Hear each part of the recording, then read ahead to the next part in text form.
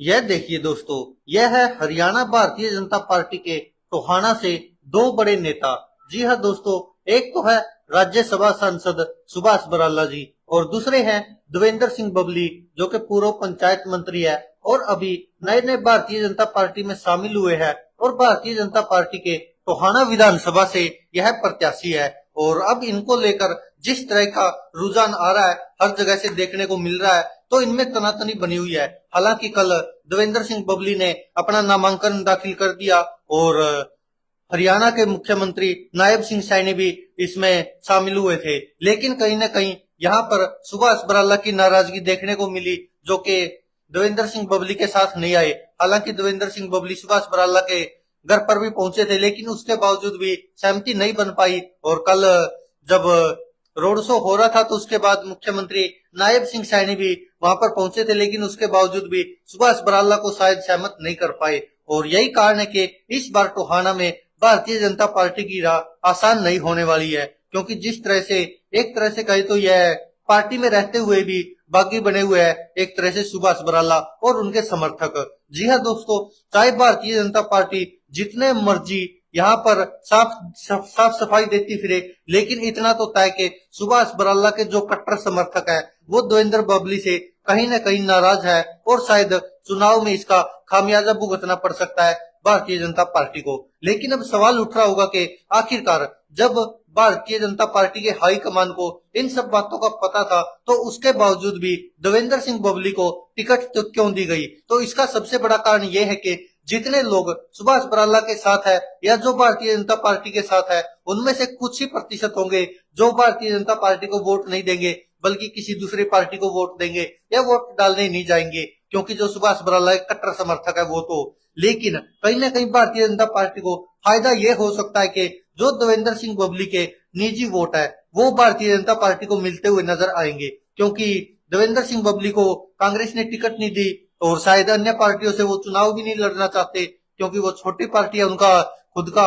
बहुमत कुछ खास है नहीं, पार्टियों का जनाधार जनाधार है ही नहीं। क्योंकि आपने देख लिया होगा INLD जेजेपी के हर गांव से मुश्किल से 20-20 30-30 वोट आए टोहाना में तो खासकर। तो यही कारण है कि जो देवेंद्र सिंह बबली जननायक जनता पार्टी से चुनाव लड़ते हुए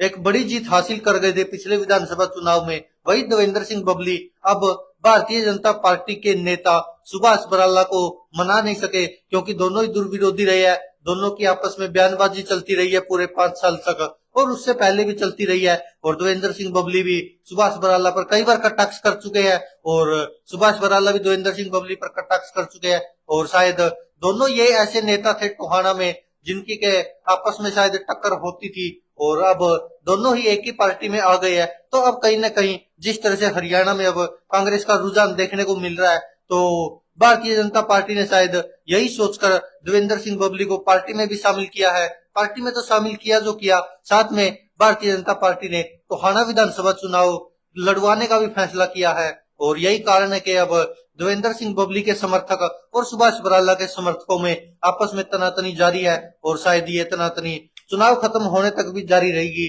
क्योंकि लगता नहीं है सुभाष बराला और देवेंद्र सिंह बबली के जो रिश्ते हैं और जो उनके समर्थकों के आपस में रिश्ते हैं वो एक हो पाएंगे। और इसका फायदा कहीं ना कहीं कांग्रेस उठा सकती है, लेकिन देवेंद्र सिंह बबली को टिकट देने के पीछे का कारण भारतीय जनता पार्टी का यही था कि सुभाष बराला के समर्थक कम नाराज होंगे, लेकिन भारतीय जनता पार्टी को देवेंद्र सिंह बबली के जो समर्थक है उनके ज्यादा वोट मिल सकते हैं। और कोई भी पार्टी हो, चाहे भारतीय जनता पार्टी हो या कांग्रेस हो, वो अपना सबसे मजबूत उम्मीदवार उतारना चाहती है। और शायद भाजपा ने भी यही सोचकर देवेंद्र सिंह बबली को टिकट दिया है कि सुभाष बराला के तो कुछ ही समर्थक नाराज होंगे, लेकिन देवेंद्र सिंह बबली के बहुत सारे समर्थक उनकी पार्टी में जुड़ जाएंगे और उनको वोट देंगे। और इसी उम्मीद से शायद भाजपा ने देवेंद्र सिंह बबली को कैंडिडेट बनाया है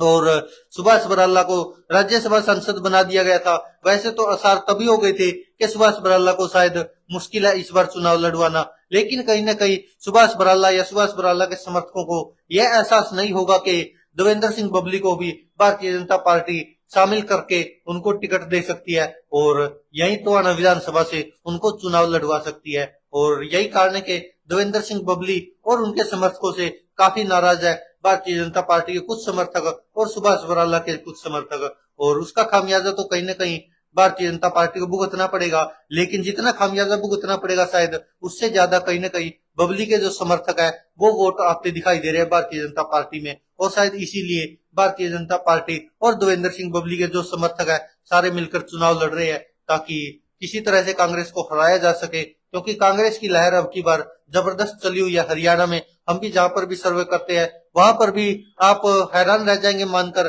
70-80% लोग ऐसे हैं जो कह रहे कि चाहे वो भाजपा के समर्थक ही है वो भी कह रहे कि अब की बार लहर तो कांग्रेस की है, बाकी देखते हैं जीतता कौन है। लेकिन कहीं ना कहीं कांग्रेस भी फुल कॉन्फिडेंस में है और कांग्रेस को आत्मविश्वास इतना कि वो आम आदमी पार्टी से भी गठबंधन नहीं करना चाहती। उसके पीछे का भी कारण यही है कि जिस तरह से 10 साल से भाजपा की सरकार है तो कहीं ना कहीं जवान और पहलवानों का आंदोलन हुआ, किसानों का आंदोलन हुआ है और उसी के चलते शायद भारतीय जनता पार्टी से नाराजगी है हरियाणा की जनता के और उसका फायदा उठाना चाहती है कांग्रेस। और यही कारण है कि कांग्रेस हाईकमान को कह चुकी है हरियाणा कांग्रेस कि वो अकेले चुनाव लड़ने में भी सक्षम है और पूर्ण बहुमत की सरकार बनाने में भी सक्षम है, उनको आम आदमी पार्टी के समर्थन की जरूरत नहीं है। बाकी दोस्तों देखना होगा क्या होता है, लेकिन इतना तय कि अभी तक कांग्रेस भी डरी हुई है, इसीलिए शायद अभी तक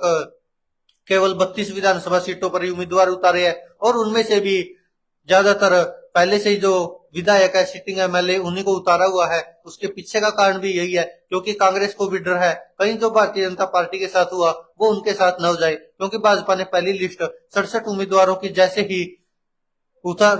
फील्ड में दी तो उसके बाद फिर आपको पता ही किस तरह भगदड़ मची। चारों तरफ से भाजपा को छोड़ छोड़ कर नेता कार्यकर्ता इधर उधर भागने लगे, कोई किसी पार्टी में कोई किसी पार्टी में, और शायद कांग्रेस को भी यही डर है और इसीलिए अभी तक कांग्रेस ने उन विवादित सीटों पर अपना फैसला नहीं किया और शायद सबसे अंत में करेगी। जो विवादित सीटें जिन पर लग रहा है कि मजबूत कैंडिडेटों की ज्यादा संख्या है, जहां पर 3-3, 4-4 मजबूत कैंडिडेट दावेदार है सीट के, तो उन्हीं को लेकर शायद कांग्रेस को भी चिंता है कि कहीं कांग्रेस में भी भाजपा की तरह भगदड़ ना मच जाए। और टोहाना में जो हुआ है उसको तो आप देख ही पा रहे हैं कि जिस तरह से भारतीय जनता पार्टी और देवेंद्र सिंह बबली में एक तरह से मुश्किल हो रही है एक दूसरे को सहन कर पाना, और यही कारण है कि कुछ भारतीय जनता पार्टी के समर्थक भाजपा से नाराज है और भारतीय जनता पार्टी हाईकमान से काफी नाराज है। कुछ तो पार्टी भी छोड़ गई, कुछ झंडे जलाते हुए नजर आए, उतारते हुए नजर आए। उसके पीछे का भी कारण यही है कि देवेंद्र सिंह बबली जो भाजपा के खिलाफत करते रहे हैं और तो भाजपा के वर्करों का यही कहना कि जिससे हम गालियां खाते रहे या जिसको गालियां देते रहे आज हम उसी के सानिध्य में कैसे चुनाव प्रचार कर सकते हैं। और यही कारण है कि शायद भारतीय जनता पार्टी और कांग्रेस का कड़ा मुकाबला हो सकता है टोहाना विधानसभा पे, तो क्योंकि ज्यादातर लोग अब भारतीय जनता पार्टी और देवेंद्र सिंह बबली पिछले विधानसभा चुनाव में इन दोनों के समर्थक सबसे ज्यादा थे। कांग्रेस का तो इतना जनाधार था नहीं, वो तो तीसरे नंबर की पार्टी बन गई थी, लेकिन कहीं ना कहीं अब कांग्रेस और भारतीय जनता पार्टी का कड़ा मुकाबला होगा क्योंकि कांग्रेस की एक तरह से हरियाणा में लहर है तो कांग्रेस को इस बात का फायदा मिलेगा। और भारतीय जनता पार्टी में जिस तरह से पूर्व पंचायत मंत्री देवेंद्र सिंह बबली गए हैं तो कुछ न कुछ फायदा तो भाजपा को भी इसका मिलता हुआ नजर आ रहा है। और अब इसीलिए कह रहे कि कड़ी टक्कर होगी टोहाना से, देखना ये होगा कि आखिरकार कौन जीतता है कौन हारता है। लेकिन कहीं ना कहीं भाजपा में अभी भी कलेश जारी है और जिस तरह से भाजपा के समर्थक और देवेंद्र सिंह बबली के समर्थक है दोनों ही अलग विचारधारा के हैं, एक साथ रहना कितना आसान है इनके लिए आप समझ सकते हैं। दोस्तों आगे क्या होगा वो तो देखना होगा, लेकिन आप क्या कहते हैं इस पर अपनी राय कमेंट बॉक्स में जरूर दीजिएगा। धन्यवाद दोस्तों, देखते रहिए सच की आवाज।